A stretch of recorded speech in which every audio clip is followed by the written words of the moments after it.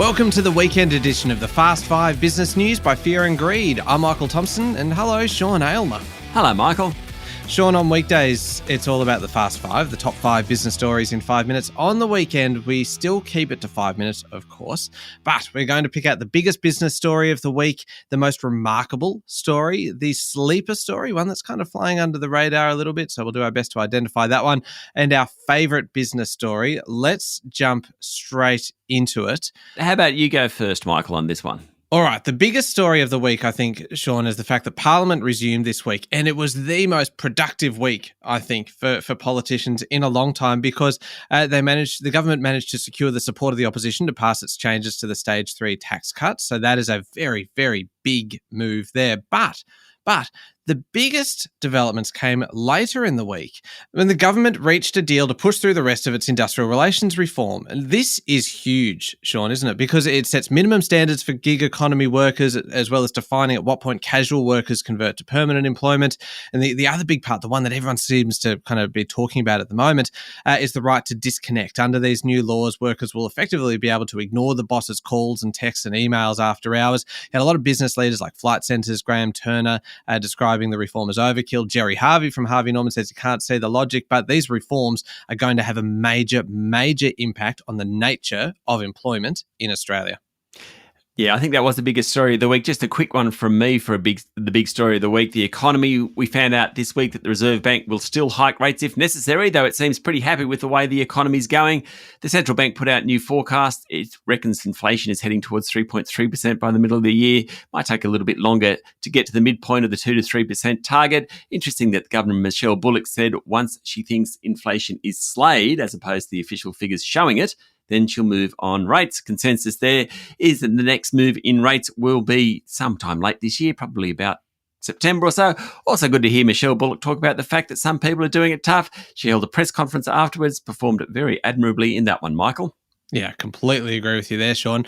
Most remarkable. What do you think was the most remarkable business story this week? What I thought was incredible is the size of the global streaming market. This week we found out that Americans streamed 20% more content last year compared to a year earlier. In fact, they streamed 21 million years worth of video.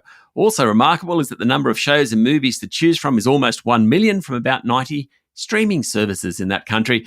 Depends on how you define a streaming service. So SBS On Demand is a streaming service, but in terms of the major non-broadcast streamers, probably about 9 in Australia. We don't have the numbers, but they will be a lot more in 2023 than 2022.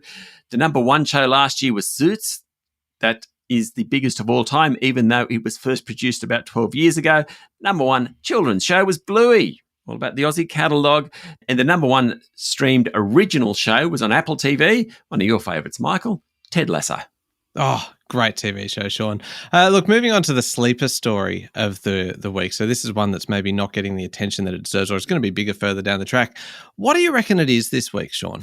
Look, it's very early in reporting season, but it's interesting that the retailers that have reported have beaten expectations. Cettire, the luxury goods company, had a cracker. Sales up 90%, its share price jumped 25%. Furniture retailer Nick Scali said earnings were down, but not as much as investors had feared. Now, it relies on the housing cycle. People build or renovate. They need to buy furniture to fill the space. Well, Nick Scali came out, said November, December and January being pretty good. Its share price went up 17%. Myer upgraded its profit outlook. Its share price went up 16%. Biggest concern in the economy at the moment, state of the household sector with all these cost of living increases.